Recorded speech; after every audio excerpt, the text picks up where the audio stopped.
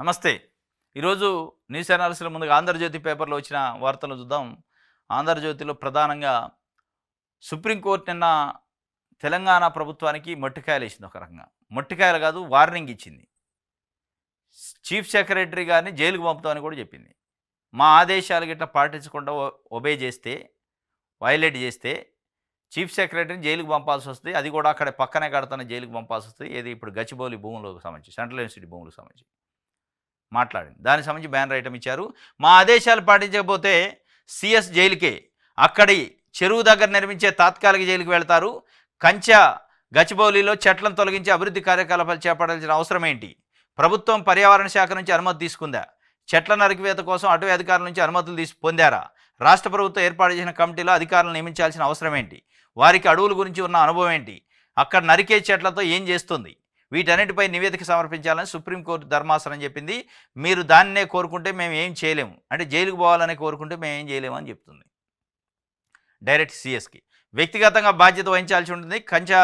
కంచె గచ్చిబౌలి వ్యవహారంలో సుప్రీం వ్యాఖ్యలు. సీఎస్ అక్కడ పరిశీలించి 16 లోపు, ఈ నెల 16 లోపు నివేదిక రిపోర్ట్ ఇవ్వాలన్నది. 2-3 రోజుల్లోనే 100 ఎకరాల నరికివేత.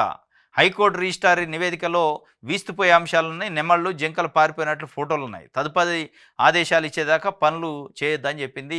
మొత్తానికి గత వారం రోజులుగా సెంట్రల్ యూనివర్సిటీ భూముల్ని 400 ఎకరాలని ప్రభుత్వం మొత్తం ధ్వంసం చేస్తుంది. అక్కడ ఉన్న చెట్లని, పర్యావరణాన్ని మొత్తం ధ్వంసం చేసి అమ్మటానికి ప్రయత్నం చేస్తుందని సెంట్రల్ యూనివర్సిటీ విద్యార్థులు ఉద్యమం చేస్తున్నారు. దాంట్లో ప్రతిపక్షాలు కూడా అది సెంట్రల్ యూనివర్సిటీ జాగా అంటున్నారు. లేదు అది సెంట్రల్ యూనివర్సిటీకి సంబంధించి లేదు, ప్యూర్గా ప్రభుత్వ భూమి అది. ఐఎంజీ అనే సంస్థకు 2003లో చంద్రబాబు నాయుడు గారు హ్యాండ్ ఓవర్ చేసిండు, అప్పచెప్పిండు. బిజినెస్ పర్పస్లో, వ్యాపారం కోసం. ఏ పర్పస్లో వాళ్ళు తీసుకున్నారో ఆ పర్పస్ నెరవేర్చలేదు కాబట్టి 2006లో డాక్టర్ వైఎస్ రాజశేఖర రెడ్డి అధికారంలోకి వచ్చిన తర్వాత దాన్ని మళ్ళా ప్రభుత్వం తీసేసుకుంది. దానిపైన ఐఎంజీ అనే సంస్థ కోర్టుకు పోయింది. మాకు పారిశ్రామిక అవసరాల కోసం ఇచ్చి మళ్ళా తీసేసుకొనరు అని కోర్టుకు పోతే కోర్టులో కేసు నడిచింది. హైకోర్టు, సుప్రీంకోర్టు దాకా నడిచింది. మొత్తానికి ప్రభుత్వానికి ఫేవర్గా ఆర్డర్ వచ్చింది. కాబట్టి అది ప్రభుత్వాందే. అది కూడా కాంగ్రెస్ పార్టీ కోర్టుకు పోయి ఆ భూమిని కాపాడింది. కాపాడితే ఇవాళ మీరు ఎట్లా సెంట్రల్ యూనివర్సిటీది అంటారు. సరే, ఇప్పుడు సుప్రీంకోర్టు చెబుతుంది ఏంటంటే ప్రభుత్వాందా లేదంటే హెచ్సియుదా చెప్పట్లే. 100 ఎకరాలలో 2 నుంచి 3 రోజుల్లో 100 ఎకరాలు ఉన్న చెట్లను ఎట్లా నరికారు? అంత విధ్వంసం చేయాల్సిన అవసరం ఏమొచ్చింది? చెట్లను నరకడానికి కావాల్సిన ప్రొసీజర్ ఫాలో అయ్యారా? అటవీ శాఖ నుంచి కానీ, పర్యావరణ శాఖ నుంచి అనుమతులు తీసుకున్నారా? ఏది లేకుండా ప్రభుత్వం చేతిలో ఉంది కదా అని ఏది పడితే అది చేస్తారంటే చట్టం ఒకటి ఉంటుంది, కోర్టులు ఉంటాయి. నువ్వు ప్రభుత్వమా, వ్యక్తి, వ్యవస్థ పక్కన పెడితే ఎవరైనా చట్టాన్ని పాటించాలి. అది పాటించారా లేదా? నాకు 16 కల్లా నివేదిక ఇవ్వాలని సుప్రీంకోర్టు చెప్పింది చీఫ్ సెక్రటరీ శాంతికుమార్ గారికి. డైరెక్ట్గా వ్యక్తిగతంగా మీరు బాధ్యత వహించాల్సి వస్తుంది. అవసరం అయితే జైలుకు పంపిస్తాం, అక్కడనే చెరువు పక్కన తాత్కాలిక జైలు కట్టి అక్కడికే పంపిస్తామని కూడా చెప్పింది. మీరు ఒకవేళ జైలుకే పోవాలని కోరుకుంటే మేమేం చేసేది లేదు, కానీ చాలా కఠినమైన వ్యవహారం ఉంటుంది. అప్పటిదాకా ఒక్క అంగళం కూడా పని చేయడానికి వీల్లేదు అన్నది. మరి సుప్రీంకోర్టు అయితే చాలా సీరియస్ అయింది.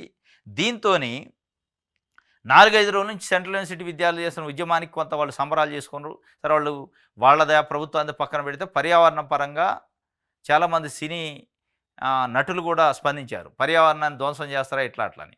మొత్తాన్ని పర్యావరణాన్ని ప్రేమించే వాళ్ళకు కొంత రిలీఫ్ వచ్చింది. ఇది ప్రభుత్వానికి ఇది ఒక చెంపపెట్టే. ప్రభుత్వం ఒక రకంగా అబాసుపాలైంది. ఒక విషయంలో కాదు, ఇట్లాంటి 2-3 విషయాల్లో ఇప్పటికే కోర్టులు మొట్టికాయలేసిన తర్వాత వెనక్కి తీసుకోవాల్సిన పరిస్థితి వచ్చింది. అబాసుపాలైంది. హైడ్రా విషయంలో కూడా ఇదే అయింది ప్రధానంగా. హైడ్రాతోని పేద, బడుగు, బలహీన వర్గాలకు సంబంధించిన చిన్న కుటుంబాలకు సంబంధించిన ఇళ్లను ధ్వంసం చేశారు రాత్రులు. అదే విషయం పైన పెద్దోళ్ళ జోలికి మీరు ఎందుకు పోలేరు? టచ్ చేయగలిగే దమ్ము, ధైర్యం ఉందని కోర్టు అడిగింది, హైకోర్టు. హైడ్రా చేసింది కూడా ఇదే చేసింది. పేదోళ్ళ ఇళ్ల మీదకి పోవాలంటే 100 స్పీడ్లో పోతారు. అదే పెద్దోళ్ళ ఇంటికి పోవాలంటే అసలు ఇంజన్ స్టార్ట్ కాదు. ఫామ్ హౌజులు ఉన్నాయి, కబ్జాలు చేసి కట్టారు అన్నారు. చెరువుల్ని ఎఫ్టీఎల్ ల్యాండ్లలో ఫామ్ హౌజులు కట్టారు పెద్ద పెద్ద బడాబాబులు అన్నారు. ఒక్క ఫామ్ హౌస్ దగ్గరకు పోయి ఒక ఇటుక పిల్ల తీయలే. కానీ పేదోళ్ళ ఇళ్లపైన దాడి చేసి వాళ్ళు తినే కంచాలలో అన్నం మట్టి పోశారు. అది ఫెయిల్యూరు. హైడ్రా అనేది ఒక ఫెయిల్యూరు ప్రాజెక్ట్ కింద ఉంది, ఒక ఫెయిల్యూరు వ్యవస్థ అయిపోయింది. అది దేనికోసం పెట్టారో ఎవరికి తెలియదు, ఏ పర్పస్లో పెట్టారో తెలియదు, కానీ పేద ప్రజలపైన దాడి అయితే జరిగింది. ఇగో ఇక్కడ కూడా అదే జరిగింది. ఇది కోర్టు మట్టికాయలేసింది, అది కోర్టు మట్టికాయలేసింది. రంగనాథ్ గారు హైడ్రా కమిషనర్ గారిని అయితే 4-5 సార్లు మందలించింది. కోర్టుకు మీరు వ్యక్తిగతంగా హాజరు కావాల్సి వస్తుంది, తమాషాలు చేస్తానని కూడా అన్నది. ఇది లగచర్ల ఇష్యూ అయితే రేవంత్ రెడ్డి గారి కాన్స్టిట్యున్సీలో భూములు గుంజుకుంటుంటే వాళ్ళు అడ్డం పడితే అది కూడా మళ్ళీ వెనక్కి తీసుకోవాల్సిన మొత్తానికి ఒక్కొక్కటి ఇట్లా అనేక అంశాలలో అబాస్ పాలవుతుండ్రు. స్కీములు పెట్టిన దాంట్లో కూడా అబాస్ పాలైన పరిస్థితి. అనేక స్కీములు, రైతు రుణమాఫీ విషయంలో అబాస్ పాలైంది, రైతు భరోసా విషయంలో అబాస్ పాలైంది. తీసుకున్న డెసిషన్కి చేస్తున్న పనికి సంబంధం లేకుండా ఉంది. ఇప్పటికైనా కాంగ్రెస్ పార్టీ అధిష్టానం కానీ కాంగ్రెస్ పార్టీలోని అగ్రనాయకులు ఆలోచించాలి. ఏరి కోరి ప్రజలు ఓట్లేసి గవర్నమెంట్ తెచ్చుకుంటే ప్రజలే చీ అనే పరిస్థితికి వచ్చింది. ఎందుకు వేసినవరా నాయన కాంగ్రెస్ పార్టీకి ఓటు, వేయకుండా పోయేది కదా, ఇప్పటివరకు కంటే మునపోటు బాగుంది కదా అనే పరిస్థితికి వచ్చింది. దాన్ని బాగొట్టుకోవాలంటే ఇప్పటికైనా టైం ఉంది, మీ ఇంకా 3.5 సంవత్సరాల టైం ఉంది. ఈ లోపు సరి చేసుకుంటే తప్ప, లేదంటే కాంగ్రెస్ పార్టీ ఎట్టి పరిస్థితుల్లో కోలుకునే పరిస్థితి లేదు. మళ్ళీ భవిష్యత్తులో కాంగ్రెస్ అనేది ప్రజల నోటి నుంచి రాని పరిస్థితి తెచ్చుకోవద్దు అనేది విశ్లేషణ చెప్తున్నాయి. ప్రజలు నాడు అట్లుంది. కాంగ్రెస్ పార్టీ అధిష్టానం కూడా దీనిపైన సీరియస్ అయిందట, ఎవరికి చెప్పి ఇదంతా చేశారని. మరి ఏం చేస్తారో తెలియదు. రేవంత్ రెడ్డి ఒంటెత్తి పోకడ ఏదో కొంపలు ఉన్నట్టు, భూమి బద్దలైనట్టు, ఓవర్ నైట్లో నైట్ 100,000 జేసీబీలు దింపి ధ్వంసం చేసి అంత అవసరమైంది ఏంది? దీని అనుకున్న హెడెన్ ఎజెండా ఎవరికి బాధ్య భూమి? పారిశ్రామికవేత్తలకు అమ్మటానికా, లేదంటే వీళ్ళ అనుచరులు ఎవరన్నా కంపెనీలు పెట్టి తీసుకుంటారా అనేది కూడా ఒక చర్చ నడుతుంది. ఎందుకు అంత తొందర? ఏంది ఆ తొందర? ఆ స్పీడ్ ఏంది? ఆ స్పీడ్ విషయంలో మీరు ఇచ్చిన 6 గ్యారెంటీల్లో ఉందా? 6 గ్యారెంటీలు పేదోళ్ళకి ఇంధనం ఇస్తానన్ను, దాంట్లో ఈ స్పీడ్ ప్రదర్శించట్లేగా. 6 గ్యారెంటీల్లో 2 లక్షల ఉద్యోగాలు సంవత్సరం లోపిస్తా అన్నారు, ఈ స్పీడ్ అక్కడ లేదు కదా. 2,500 రూపాయలు మహిళలకు ఇస్తానన్నారు, ఈ స్పీడ్ అక్కడ లేదు కదా. మరి అక్కడ లేని స్పీడ్ ఇక్కడ ఎందుకు వస్తుందంటే దీని వెనక ఏదో ఎజెండా ఉంది, దీని వెనక ఏదో స్వప్రయోజనాలు ఉన్నాయి. అందుకే ఈ స్పీడు, ఇంత ఆరాటం. ఈ ఆరాటంలో కనీసం లాజిక్ ఉన్నోడు, ఎవడైనా తలకాయ ఉన్నాడు, మెడ మీద తలకాయ ఉన్నాడు ఆలోచిస్తాడు. మనం చెట్లు ధ్వంసం చేస్తున్నాం, దీనిపైన ఇష్యూస్ అవుతాయి, కోర్టుకు పోతారు, ప్రజల నుంచి రెవల్యూషన్ వస్తుంది, దీనికి ఏం చేయాలనేది కనీసం ఆలోచించాలిగా. ఏది ఆలోచన లేదు. నాకు ప్రభుత్వం ఇచ్చారు, అయిపోయా, బుల్డోజర్ పెట్టి తొక్కించుకుంటూ పోతానేనని అన్నట్టే ఉందప్ప. ఇది ప్రజాస్వామ్యం. మీరు ముఖ్యమంత్రి అయినంత మాత్రంలో, గవర్నమెంట్ ఉన్నంత మాత్రంలో ఏదంటే అది చేస్తా అంటే ప్రజలు ఊరుకోరు కదా. ఎవరో ఒకళ్ళు కోర్టుకు పోతారు, ఏదో ఒక వర్గం ఉద్యమాలు చేస్తూనే ఉంటారు.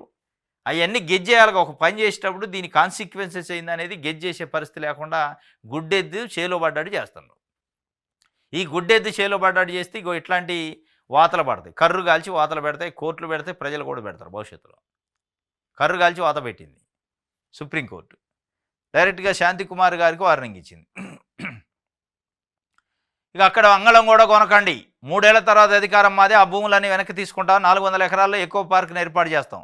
రేవంత్ రియల్ బ్రోకర్లా కాదు, మనిషిలా ఆలోచించు. సంజయ్ తంబాకు నమలడం కాదు, పర్యావరణం గురించి తెలుసుకో. బీఆర్ఎస్ వర్కింగ్ ప్రెసిడెంట్ కేటీఆర్ విమర్శలు. అక్కడ అంగళం కూడా కొనకండి, మేము వచ్చాక అమ్ముతాం అన్నట్టే ఉంది. ఇది కేటీఆర్ చెప్పే నీతి శుద్ధి మాటలు ఇదే. మళ్ళా మీరేం తక్కువ, మీరు అమ్మలే భూములు, ప్రభుత్వ భూములు ఎన్ని 100 ఎకరాలు అమ్మారు. అదేంటంటే అలా ప్రభుత్వం నడటానికి అమ్మినాం. ఇవాళ ఈకో టూరిజం అట, ఈకో టూరిజం పెడతాం, మేము వచ్చాక మొత్తం రికవరీ చేస్తాం, ఒక్కళ్ళు కొనొద్దు అంటుండు. నువ్వు ఉన్నప్పుడు కూడా ఇదే చెప్తే అది బీఆర్ఎస్ఆ, కాంగ్రెసా, బీజేపీ పక్కన పెడితే ఎవరిదైనా అమ్ముడు సిద్ధాంతమే, కొనుడు కాదు. ఉన్న సొమ్మును అమ్మటమే, ప్రజల సంపదను ఆవిరి చేయటం, ప్రజల సంపదనే ఎవడికో పని చేయటమే. దాంట్లో ఎవరికి దోషినంత వాళ్ళు చేస్తూనే ఉండరు. ఇవాళ ప్రతిపక్షంలో ఉన్నారు కాబట్టి మీరేదో నాటకాలు వేస్తున్నారు, ఉట్టిదే ఇదంతా డ్రామా. ఇవాళ ఆ ప్లేస్లో, రేవంత్ రెడ్డి ప్లేస్లో కేసీఆర్ ఉన్నా ఇదే కథ. ఏది డెవలప్ చేయొద్దా, పరిశ్రమలు రావద్దా, ఉద్యోగాలు రావద్దా, ఏమైతే చెట్లు పోతే అని కేసీఆర్ అనలే. కొన్ని 100 ఎకరాల యూనివర్సిటీలకు అవసరమా? ఇదా రాజుల కాలమా? దేనికి 100 ఎకరాలు అమ్మేయాలి కానీ అనలే. ఉస్మానియా యూనివర్సిటీలో 11 ఎకరాలు తీసుకోవడానికి ప్రయత్నం చేసినప్పుడు ఏం స్టేట్మెంట్ ఇచ్చిండు కేసీఆర్? అదే కదా ఇచ్చింది. యూనివర్సిటీలకి 100 ఎకరాలు ఎందుకు అవసరమా అన్నాడు. ఇవాళ మళ్ళీ ఏనే ఈకో టూరిజం అంటాడు. ఈకో టూరిజం అంట, మేము వచ్చాక గుంజుకుంటాం, మరి గుంజుకొని ఇంకో దగ్గర అమ్ముతావు నువ్వు, అంతే తేడా. మళ్ళీ అప్పుడు వాళ్ళు ఉద్యమం చేయాలి. రైట్. 25,000 మంది టీచర్ల నియామకాలు రద్దు చేశారు. సుప్రీంకోర్టు సంచలన తీర్పిచ్చింది. మమతా ప్రభుత్వానికి జలకిచ్చింది. మమతా బెనర్జీ నియామక ప్రక్రియ అంతా అవకతవకలని ధర్మాసనం చెప్పింది. నోట్ల కట్టల జడ్జిని బదిలీ చేసినట్టు టీచర్ని చేయొచ్చు కదా. ఇంతమంది తొలగిస్తే పాఠాలు చెప్పేది ఎవరు? 2016లో పశ్చిమ బెంగాల్లో టీచర్ల నియామకాలకి నోటిఫికేషన్ ఇచ్చారు. 25 లక్షల మంది దరఖాస్తు చేశారు. మమతా బెనర్జీ అప్పుడు ముఖ్యమంత్రిగా ఉన్నారు. దాన్ని రిక్రూట్మెంట్ అయిపోయింది. 24,000 చేంజ్ అంటే దాదాపు 25,000 టీచర్లు రిక్రూట్ కూడా అయ్యారు. రిక్రూట్ అయ్యి అప్పటి నుంచి పనిచేస్తూనే ఉన్నారు. దానిపైన కొంతమంది కోర్టుకు పోయారు. దాంట్లో అవకతవకలు జరిగినాయి, అక్రమాలు జరిగినాయి, నియామకం కరెక్ట్ లేదని. అది నడిచి కోర్టు ఈ మధ్యకాలంలో కలకత్తా హైకోర్టు జడ్జిమెంట్ ఇచ్చింది. ఎస్, నిజమే అవకతవకలు జరిగినాయి కాబట్టి టీచర్ రిక్రూట్మెంట్ మొత్తాన్ని రద్దు చేయండి, దాన్ని ఆ 25,000 పోస్టులను రద్దు చేసి కొత్త నోటిఫికేషన్ అన్నది. దానిపైన పశ్చిమ బెంగాల్ ప్రభుత్వం సుప్రీంకోర్టులో అప్పీల్ చేసింది. సుప్రీంకోర్టులో అప్పీల్ చేస్తే సుప్రీంకోర్టు కూడా సేమ్ హైకోర్టు ఏది చెప్పిందో అది చెప్పింది. హైకోర్టు జడ్జిమెంట్లోకి మేము ఇంటర్వ్యూ కాము, అది కరెక్టే చెప్పింది కాబట్టి రద్దు చేయండి అని చెప్పింది. మొత్తం 25,000 చేంజ్ ఏదైతే పోస్టులు ఉన్నాయో మొత్తం రద్దు చేసి కొత్త నోటిఫికేషన్ అయ్యింది. మొత్తం అవకతవకలు ఉన్నాయి. ఇక్కడ ఉంది, అక్కడ లేదని లేదు. ప్రతి పోస్ట్ విషయంలో అవకతవకలు జరిగినట్టే ఉంది. దాన్ని మనం ఐడెంటిఫై చేయడం కష్టం కాబట్టి మొత్తం రద్దు చేయండి అన్నది. ఇప్పుడు మమతా బెనర్జీ గారు ఏమంటారంటే, ఢిల్లీలో యశ్వంత్ వర్మ ఇంట్లో 1,000 కోట్ల రూపాయల నోట్ల కట్టలు దొరికితే ఆ విజువల్స్ కూడా సుప్రీంకోర్టు వెబ్సైట్లో పెడితే ఆ జడ్జి పైన ఇప్పటివరకు ఎఫ్ఐఆర్ లేదు, చర్యలు లేవు, కనీసం ఏది లేదు, ట్రాన్స్ఫర్ చేసి వదిలేశారు. మరి వీళ్ళని కూడా ట్రాన్స్ఫర్ చేయరాదండి? నోట్ల కట్టలో ఉన్న జడ్జిని అయితే ట్రాన్స్ఫర్ చేస్తారు, టీచర్లు అయితేనేమో రిక్రూట్మెంట్ రద్దు చేస్తారు. 25,000 మంది టీచర్లు ఒకేసారి రద్దు చేస్తే ఎవరు పాఠాలు చెప్పాలి? ప్రభుత్వ స్కూళ్ళ పరిస్థితి ఏందని ఆవేదన వ్యక్తం చేస్తుంది. సరే, జడ్జి యశ్వంత్ వర్మ విషయంలో వ్యవహరించిన తీరుని సమర్థించట్లేదు, కానీ ఇది టీచర్ల విషయంలో కూడా అవకతవకలు జరిగినప్పుడు తొలగించాలి, తప్పదు. తొలగించకపోతే ఇక జడ్జిని చూపించి మీరు తప్పించుకోవాలని చూస్తే ఎట్లా? ఇది టీచర్లకు సంబంధించి రైట్. నమస్తే తెలంగాణ.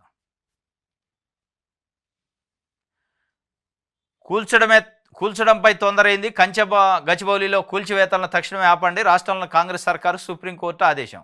కూల్చుడిపైన తొందరైందంటే ఇప్పుడు కూల్చుడిపైన తొందర కోసం హైడ్రా పెట్టారు. పేదవాళ్ళ ఇల్లు కూల్చారు, పెద్దవాళ్ళే కూల్చట్లా. కూల్చుడిపైన తొందర కూడా అందరికీ ఉంటే బాగు.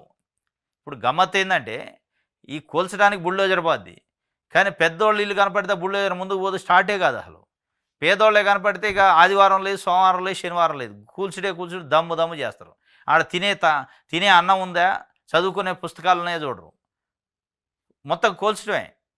సామాన్లు కూడా తీసుకునే టైం ఇలే, కానీ పెద్దోళ్ళ కాడికి పెట్టాలకి అంతే. కూల్చుడి విషయంలో తొందరే ఉంటుంది. దయతో నాకు దారి చూపండి అంటారు రేవంత్ రెడ్డి గారు. ఎవరిని? బట్టి విక్రమార్కని, శ్రీధర్ బాబుని, పొంగులేటి శ్రీనివాసరెడ్డిని. వాళ్ళతో నాకు కమిటీ చేసిండు గచ్చిబౌలి భూముల పైన. 3 మంత్రులతో నాకు కమిటీ చేసి నాకు దారి చూపేయండి, నేను ఏదో అనుకొని దిగిన కానీ ఎటేటో పోతుంది ఇది కథ అని. ఏదో అనుకొని దిగొద్దు, ఒంటెద్దు పోకడ పోవద్దు. ఇగో ఇది చేద్దాం అనుకుంటున్నాను, దీనిపైన ఏముంటుందని ఉన్న సలహా అని అడిగితే బాగుంటుంది. ఏది అడగకుండా నేను ముఖ్యమంత్రిగా ఇక నేను చెప్పిందా, నేనే రాజుని, నేనే మంత్రిని, నేను చెప్తే ఎదురోడు అని పోతి. కోర్టులు ఉంటాయి, చట్టాలు ఉంటాయి, ఉద్యమాలు ఉంటాయి, ప్రజలు ఉంటారు అనేది కనీసం సోయి ఉండాలిగా. ఇక మొత్తానికి ఇప్పుడు వాళ్ళతోనే కమిటీ చేసిండు, మరి వాళ్ళని బకరాలు చేస్తారా ఇది చూడాలి.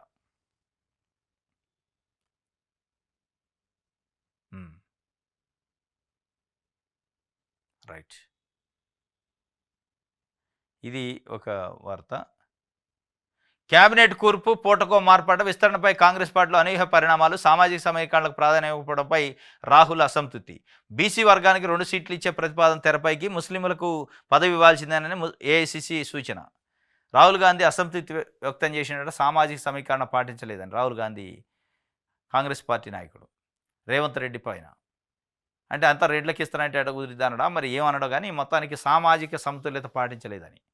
నిన్న పిసిసి అధ్యక్షుడు మహేష్ కుమార్ గౌడు విలేకరులు అడిగితే ఏమైంది మంత్రివర్గం అంటే, ఆయన గమ్మత్తుగా చెప్పిండు, మంత్రివర్గ విస్తరణ అనేది ఏఐసిసి పరిధిలో ఉంది అంటాడు. ఏఐసిసి పరిధిలోనే ఉంటుంది, ఇప్పుడు ఉండబట్టేగా 40 సార్లు ఢిల్లీకి పోయేది. ఏమైంది అనేది చెప్పట్లే ఆయన, పొడిగా చెప్పిండు ఏఐసిసి పరిధిలో ఉంది, అది నా పరిధిలో లేదని ఒకటి, 6 మంత్రులు ఖాళీ ఉన్నాయని ఒకటి. అది 6 మంత్రులు ఖాళీ ఉందని చెప్పేది ఏముంది, చిన్నపిల్లగాడికి కూడా తెలుసు. ఇక ఆ మాటలు చెప్పి నేను బీసీలకు 2 ఇవ్వాలని చెప్పినా అని చెప్పిండు. ఇది మొత్తానికి మంత్రివర్గ విస్తరణ అనేది పెద్ద ప్రహసనం లెక్క అయింది. అసలు కాంగ్రెస్ పార్టీ మంత్రివర్గం విస్తరిస్తదా? విస్తరించే ధైర్యం చేయలేస్తదా అనే డౌట్ కూడా వస్తుంది. ఎటేటో పోతుంది. ఏప్రిల్ 3 అన్నారు. నిన్నటితోనే అయిపోవాలి. అది ముడిపడలే. ఈ మొత్తానికైతే రోజుకొక మలుపు తీసుకొని పూటకొక మార్పు అవుతుంది. రైట్. నమస్తే తెలంగాణకు సంబంధించి వెలుగు చూద్దాం. హైదరాబాద్లో కుండపోత వర్షం 5 గంటల్లోనే 9 సెంటీమీటర్ల వర్షం. ఇళ్లలోకి వరద, కొట్టుకుపోయిన బండ్లు, కూలిన చెట్లు, రోడ్లపై నిలిచిన నీళ్లు, కిలోమీటర్ల మేర ట్రాఫిక్ జాము. జిల్లాల్లోనూ భారీ వర్షాలు, దెబ్బతిన్న పంటలు. పిడుగులు పడి 3 మృతి, గోడ కూలి మరొకరు. మరో 2 రోజులు వర్షాలు. 27 జిల్లాలకు ఎల్లో అలర్ట్ ఇచ్చారట. నేను హైదరాబాద్లో అనూహ్యంగా కుండపోత పోసింది. కుండతోన పోసినట్టే పడ్డాయి నీళ్ళు, వర్షం. ఎక్కడికక్కడికే వాటరు, రోడ్లపైకి వాటర్ వచ్చినాయి, చెట్లు కూలినాయి, కరెంటు పోల్లు కూలినాయి, వైర్లు దిగినాయి. చాలా పెద్దగా వచ్చింది వర్షం. ఈ కుండపోత వర్షం మొత్తం ఎల్లో అలర్ట్ జారీ చేసిందట ప్రభుత్వం. మిగతా జిల్లాల్లో కూడా పడ్డాయట. పాపం ఈ రైతులకు సంబంధించిన పంటలు అయితే చాలా దెబ్బతిన్న పరిస్థితి. భూముల వివాదంపై మంత్రులతో కమిటీ. చైర్మన్ డిప్యూటీ సీఎం బట్టి విక్రమార్క, మంత్రులు పొంగులెట్టి, శ్రీధర్ బాబు సభ్యులు. అందరితో సంప్రదింపులు జరుపునన్న కమిటీ. సరే, ఏ సంప్రదింపులు జరిపినా 400 ఎకరాల్లో ఉన్న చెట్లను నరికేస్తామనే దానికి ఏం చెప్తారు మీరు జస్టిఫికేషను? అది ప్రభుత్వాందా, యూనివర్సిటీ పక్కన పెట్టండి. ఈకో టూరిజం అంటున్నారు. అదే ఈకో బ్యాలెన్స్ ఎట్ట చేస్తారు? అసలు పర్యావరణ సమతుల్యాన్ని ఎట్ట చేస్తారు? పర్యావరణ పరంగా అటవీ శాఖ నిబంధనలు కానీ పర్యావరణ నిబంధనలు ఏమున్నాయి? ఒక చెట్టును కొట్టాలంటే 2 చెట్లు నాటాలి ముందే. ఎక్కడ నాటారు మీరు? 2-3 రోజుల్లోనే కొన్ని వందల ఎకరాలలో ఉన్న చెట్లను దమ్ముగా నరికేశారు. మరి నరికేసేటప్పుడు ఆ స్థాయిలో మీరు వాళ్ళ ఫారెస్ట్ని ఎక్కడ డెవలప్ చేశారు? ఒక చెట్టుకు 2 నాటాలనేది రూల్ ఉంది. 2 కాదు కదా, అరగొడ నాటలే. అది వైలేషనే కదా. భూమి ఎవరిదనేది పక్కన పెట్టండి. కాబట్టి దానిపైన నిన్న బట్టితోని కమిటీ వేసిండు ముఖ్యమంత్రి గారు. సీఎం అంటే రాజు కాదు, పెద్ద పాలేరట. ఆయన ప్రజల ఆస్తులకు ధర్మకర్త మాత్రమే అని కేటీఆర్ చెబుతుంటే ఇప్పుడు గుర్తొచ్చింది ఆయనకి. మీరు 10 ఏళ్ళు సీఎం అంటే రాజు అనుకుంటారు కదా. ఇవాళ సీఎం అంటే రాజు కాదు, పెద్ద పాలేరు అంటారు. మరి కేసీఆర్ ఏనాడన్నా పెద్ద పాలేరు లెక్క చేశాడు? దాంట్లోకి ఎవరన్నా రానిచ్చిన గళ్ళకి? ప్రగతి భవన్ అనిపేది పెద్ద 20-30 మీటర్ల ఎత్తులో కంచెలు పెట్టి ఆ ఛాయల్లో కనీసం నిలబట్టడానికి కూడా అవకాశం లేకుండా చేతిరి. మరి అయ్యాలు ఏమనుకోరు? పెద్ద పాలేరంటే ఎవడంటే వాడు పోవాలి కదా, జనాలు పోయి కలవాలి కదా. కలవనిచ్చారా? జనాలు కాదు, మంత్రులు ఎమ్మెల్యేలకి దిక్కు లేదు అప్పుడు. ఇవాళ ఆయన వచ్చి సీఎం అంటే రాజు కాదు, పెద్ద పాలేరు అని. కరెక్టే. ఇవాళ అధికారం పోయేటోళ్ళకి అధికారం కళ్ళు దిగి ఇప్పుడు కనపడుతుంది. పాలేరువా మనం, అధికారం మంత్రులవా, ఈ రాజకీయ నాయకులు అనేది అధికారాన్ని దింపేశారు. ఇప్పుడు గాలిపోయిన బెలూన్ లెక్క ఇది కథ. ఇప్పుడు గుర్తొస్తుంది, ఓహో సీఎం అంటే పాలేరు రానాయన, రాజులు కాదు, మనం రాజుల లెక్క 10 ఏళ్ళు చేసినాం, ఇప్పుడు మళ్ళీ రేవంత్ రెడ్డి అదే చేస్తాడు అనుకుంటాను నేను. ప్రజలంతా తమ బానిసలు, కాళ్ళ కింద చెప్పుల్లా ఉన్నట్టుగా ప్రభుత్వం వ్యవహరిస్తున్నది. హెచ్యూ భూములు ఎవరు కొనొద్దు, మేము అధికారంలోకి వచ్చాక అవన్నీ స్వాధీనం చేసుకుంటాం, ఆ భూముల్లో ఎకో పార్కు అభివృద్ధి చేస్తామని వెల్లడి. అంటే అయిపోయింది. కేటీఆర్ మళ్ళీ మేమే వస్తాం అనుకుంటున్నాం. ఎందుకంటే ప్రజల్లో కాంగ్రెస్ పైన వ్యతిరేకత ఉంది కాబట్టి ఇక మనమే నెక్స్ట్ అనుకుంటున్నట్టుంది. మేమే అధికారంలోకి వస్తాం, రికవరీ చేస్తాం, ఎవరు కొనొద్దని చెప్తుండు. అక్కడనే ముఖ్యమంత్రి అంటే రాజు కాదని చెప్తుండు. మళ్ళా మత్తు వస్తుంది, ఏది అధికారం మత్తు, మందే వస్తుంది, అయిపోయింది అన్నట్టు ఫీల్ అవుతున్నాయి. క్యాబినెట్ విస్తరణలో ఇబ్బందులు ఉన్నాయట. 6 స్థానాలకు చాలామంది పోటీ పడుతున్నారు. మరో 2 బీసీలకు ఛాన్స్ ఇవ్వాలని అధిష్టానానికి రిక్వెస్ట్ చేశా. మైనార్టీకి పక్కాగా చోటు ఉంటుంది. ఢిల్లీలో మీడియాతో టీపీసీ చీఫ్ మహేష్ కుమార్ గౌడ్ చెబుతుండు. క్యాబినెట్ విస్తరణలో ఇబ్బందులు, 6 స్థానాలు ఉన్నాయి, చాలామంది పోటీ ఉన్నారు. ఎప్పుడు ఉంటుంది? ఇప్పుడేంది? ఎప్పుడు ఏ పార్టీ విస్తరణ చేసినా స్థానాలు తక్కువ ఉంటాయి, ఆశావాహులు ఎక్కువ ఉంటారు. ఎందుకంటే ఎమ్మెల్యేలు 119 ఉంటుంది, మంత్రులు 18 మంది ఉండేది. ఆ 18 మందికే 119 మంది అడగవచ్చు. అంటే పార్టీ పరంగా చూస్తే 64 మంది ఎమ్మెల్యేలు గెలిచారు కాంగ్రెస్ వాళ్ళు. 64లో 12 మందే మంత్రులు అయ్యారు. మిగతా వాళ్ళందరూ పోటీ ఉంటారు. ఎవరు వద్దంటారు? మంత్రి వస్తుందంటే ఎవడో వద్దండు. కానీ నాయకుడి లక్షణం ఏంది? లౌక్యంగా ఎక్కడ ఇబ్బంది కలగకుండా సామాజిక సమీకరణ పాటిస్తూ భర్తీ చేయాలి. దానికోసం ఇబ్బందులు ఉన్నాయి, నేను భర్తీ చేయలేదు అని ఒకసారి, ఇంకోసారి సంక్రాంతి అని, దసరా అని, శివరాత్రి అని, ఉగాది అని ఇడిదిప్పి చివరికి ఏం చేస్తారంటే మళ్ళీ తీసిపోయి షాప్ కింద పెడతారు. ఇబ్బందులు ఉన్నాయట క్యాబినెట్ ఇస్తారు. అసలు ఇబ్బందులు అయిద్దా కాదా అనేది కూడా డౌట్ అయిపోయింది నాకు తెలిసి. ఇది దిశకు సంబంధించి. కంచా గచ్చిబౌలి భూముల్లో విధ్వంసం ఆపండి, చట్టాన్ని మీ చేతిలోకి తీసుకోలేరు, అసలు మీకు అనుమతులు ఉన్నాయా? సీఎం రేవంత్ సర్కార్పై సుప్రీం సీరియస్ అయింది. విధ్వంసం అనే వర్డ్ కూడా వాడిందాడు సుప్రీంకోర్టు. గచ్చిబౌలిలో జరుగుతున్న విధ్వంసాన్ని ఆపండి. ఇదే కేసీఆర్ పైన, కేసీఆర్ ప్రభుత్వం పైన 10 ఏళ్ళు విధ్వంసం చేసిండని కాంగ్రెస్ అన్నది. మీరు 15 నెలలకే విధ్వంసం చేస్తానని సుప్రీంకోర్టు చెప్పింది. ప్రజలు చెప్పట్లే, ప్రతిపక్ష పార్టీలు చెప్పట్లే. రైట్. చివరి గింజ వరకు కొంటాం. ఇది ఎప్పుడు మనం చూస్తూనే ఉంటాం. కేసీఆర్ ఉన్నప్పుడు కూడా ఇది చెప్పిండు. చివరి గింజ వరకు కొంటాం, మేము రైతుల కోసమే పుట్టినాం, మా పార్టీయే రైతు పార్టీ అంటారు. మళ్ళీ అదే రైతులు ఏడుతూనే ఉంటారు. ఇప్పుడు అందరు రైతు పార్టీలే, అందరు రైతు నాయకులే, అందరు రైతుల కోసం కష్టపడుతున్నట్టు నటిస్తారు. మరి రైతులకు ఇబ్బంది ఎందుకు అవుతుంది? ఇవాళ మిర్చి అమ్ముకోవాలంటే 8,000 కింటా ధర. మళ్ళీ అందరూ మేము ఈ కండవలు వేసుకుంటారు. ఇక మెల్ల కండవ, రైతు కండవ ఏమంటారు, అది గ్రీన్ కలర్లో ఉంటుంది. అది వేసుకుంటారు. వేసుకొని మేమే రైతులు, మేము పుట్టకే రైతు, మా పుట్టకే రైతు కోసం పుట్టినాం అని చెప్తారు. కానీ ఆ రైతు అట్లే ఏడుతూనే ఉంటాడు. చివరి గింజ వరకు కొంటామంటాడు. ఎవరు వద్దన్నారు కొంటుంటే? మరి ఇది ప్రభుత్వంలో ఉన్న ఒక డైలాగ్ అనమాట. ఇక ప్రతిపక్షంలో ఉన్న వాళ్ళు అంటారు గింజలు కొంటలేదు, ధాన్యం కొంటలేదు, ప్రభుత్వం ఫెయిల్ అయిందని వాళ్ళు అంటారు. వీళ్ళేమో మేము చివరి గింజ వరకు ఎప్పుడు కొనేది? రైతు పుట్టి మునిగాక, వరదలు వచ్చి పోయాక, నిన్న అకాలంగా వర్షం వచ్చింది, కొట్టపోయా. ఇది ఒక వార్త. 2028 వరకు వేచి చూడాలా, తగిన సమయం అంటే ఎంత? ఎమ్మెల్యేల అనర్హత కేసులో సుప్రీంకోర్టు వ్యాఖ్యలు చేసింది. ముగిసిన వాదనలో తీర్పు రిజర్వ్. సీఎం రేవంత్ రెడ్డి వ్యాఖ్యలపై మరోసారి జస్టిస్ గవాయి అసంతృప్తి. గతంలో కోర్టు ధిక్కరణ చర్యలు తీసుకోకుండా తప్పు చేశామా అని వ్యాఖ్య చేసింది. ముఖ్యమంత్రిని మనం ఉట్టినే వదిలేసి తప్పు చేసినామని సుప్రీంకోర్టు ఒక డైలమాలో పడదు రేవంత్ రెడ్డిని.